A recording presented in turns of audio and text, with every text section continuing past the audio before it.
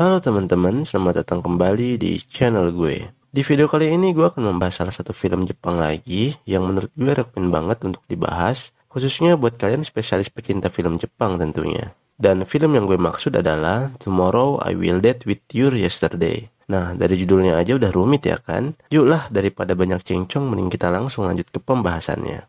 Enjoy!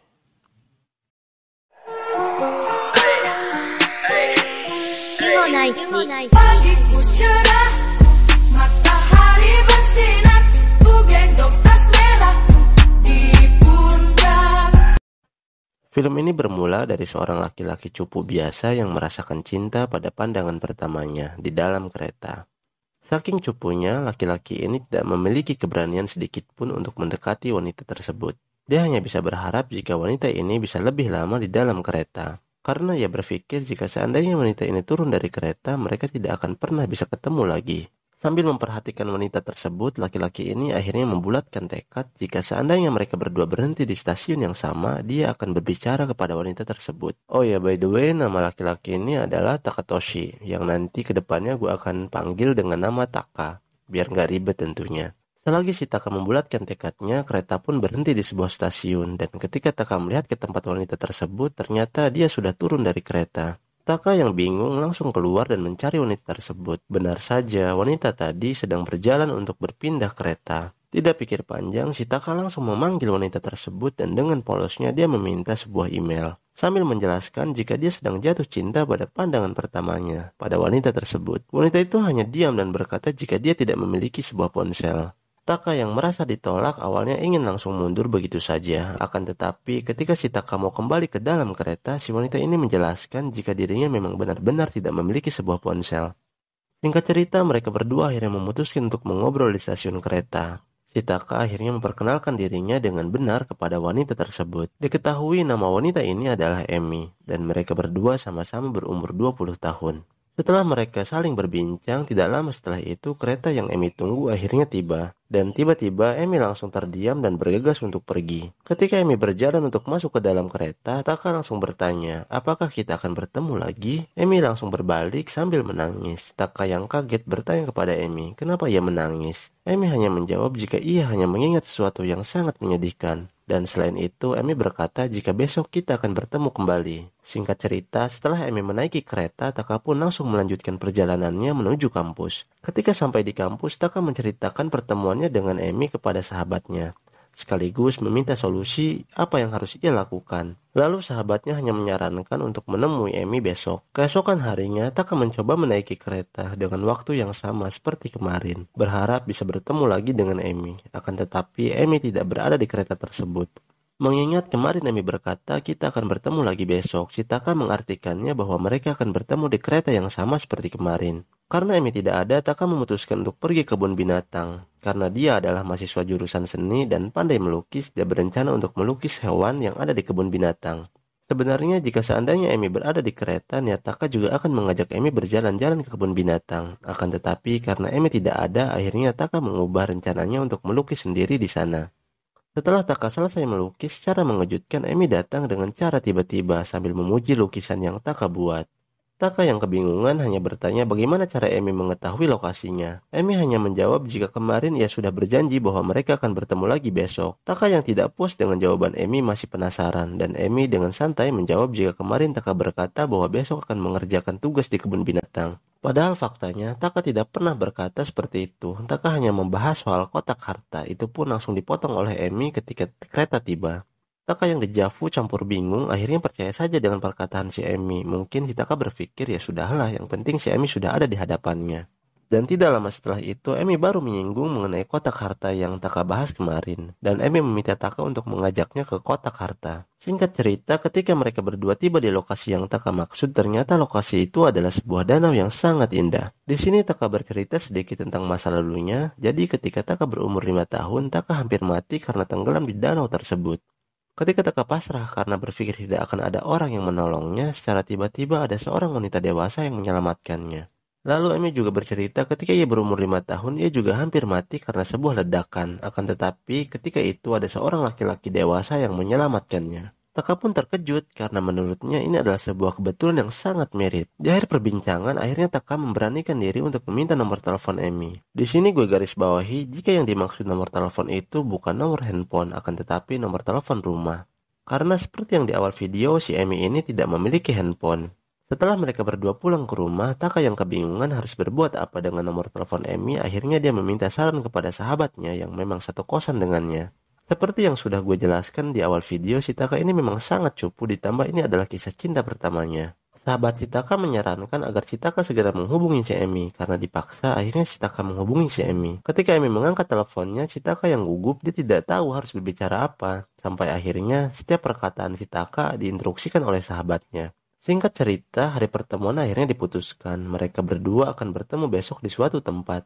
Sebelum mereka bertemu, tentu saja si Taka sudah di briefing terlebih dahulu oleh sahabatnya agar bisa menguasai suasana. Besok pun telah tiba, si Taka yang baru keluar dari kampus bergegas untuk menemui si Emi. Seperti yang telah direncanakan, kencan pun berjalan dengan sangat lancar dan lambat laun mereka berdua menjadi semakin dekat. Sampai tiba di akhir perkencanan, mereka berdua berbincang sambil berdiri memandangi pohon yang berkelap-kelip dihiasi lampu yang sangat indah.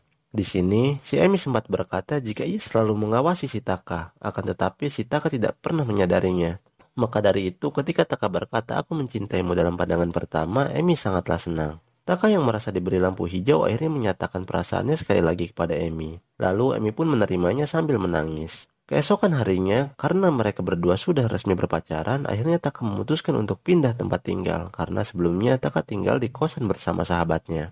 Ketika Taka sedang mengangkut barang ke tempat tinggalnya yang baru, tanpa terduga Emi pun datang dan membantu Taka untuk merapikan barang-barang. Ketika sedang merapikan, Emi menemukan sebuah kotak usang yang sudah lama, dan Taka memberitahunya jika kotak harta yang ia maksud dulu adalah kotak tersebut. Jadi 5 tahun setelah kejadian Taka tenggelam, wanita yang menyelamatkannya tiba-tiba mendatanginya kembali dan memberikannya kotak tersebut. Wanita itu berkata, Taka harus menjaga kotak ini baik-baik, dan mereka berdua berjanji untuk membuka kotak tersebut ketika mereka bertemu kembali.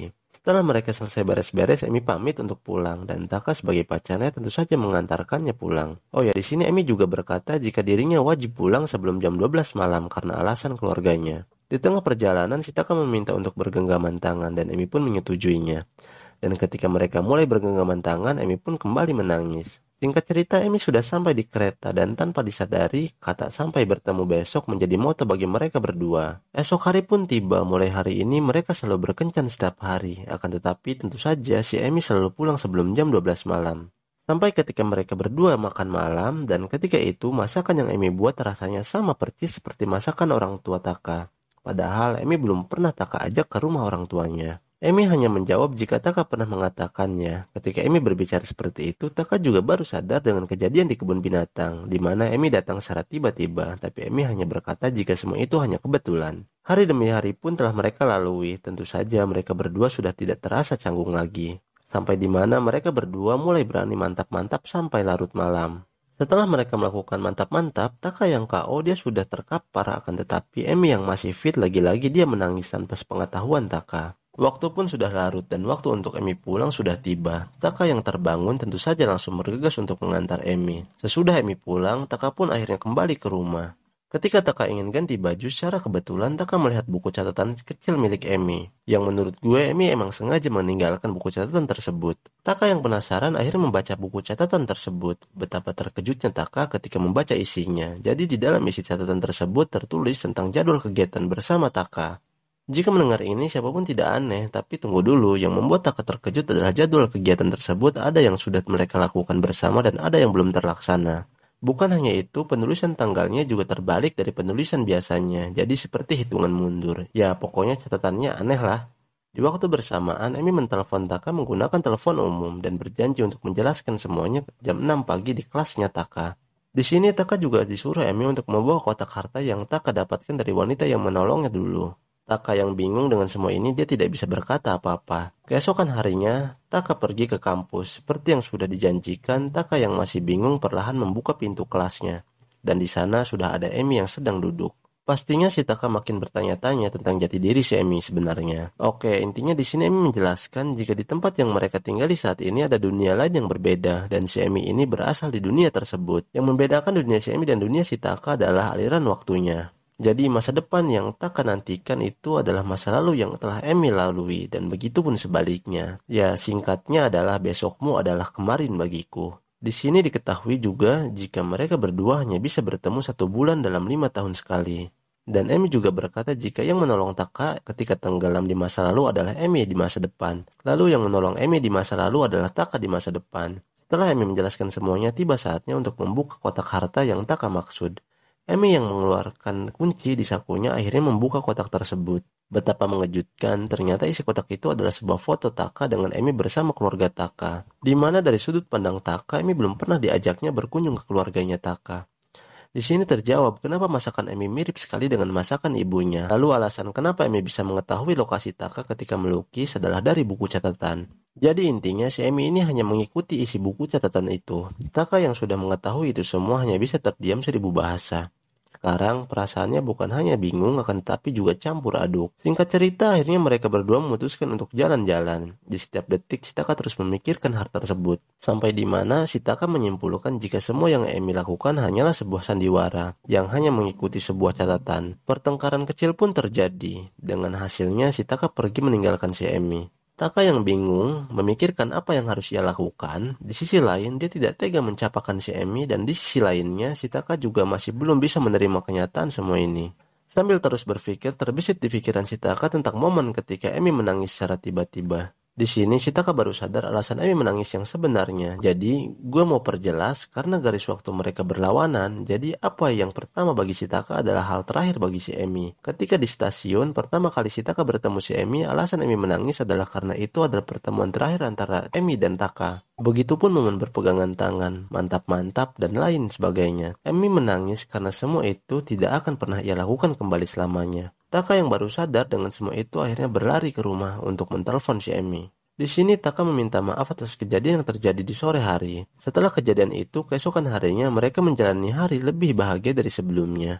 Karena mereka berdua saling terbuka dan sudah tidak ada lagi rahasia di antara mereka. Seperti yang gue bilang, pertemuan mereka hanya 1 bulan dalam 5 tahun. Artinya mereka hanya memiliki waktu 30 hari untuk bersama. Dan tidak terasa sekarang adalah hari ke-29 mereka. Di sini Emi diajak oleh Taka untuk mengunjungi keluarganya. Dan seperti yang sudah tertulis di dalam catatan, mereka berdua hanya melakukan hal yang ada di sana. Jika di awal cerita, Emi sering banyak menangis tiba-tiba, dan di akhir cerita, sebaliknya giliran Taka yang sering menangis tiba-tiba. Hari terakhir pun akhirnya tiba. Lebih tepatnya, ini adalah hari pertama Emi bertemu dengan Taka. Di sini Taka ingin melukis Emi untuk yang terakhir kalinya. Sambil menangis, Taka menceritakan pertemuan pertamanya dengan Emi. Emi yang masih asing dengan Taka hanya bisa membayangkan kelucuan yang Taka ceritakan. Sampai tiba saatnya untuk berpisah. Taka dan Emi yang duduk di kursi stasiun hanya bisa pasrah dengan keadaan. Sambil menggenggam tangan Emi, Taka hanya bisa memandang wajah Emi dengan mata yang berkaca-kaca. Dan ketika waktu menunjukkan jam 12 malam, akhirnya Emi pun menghilang.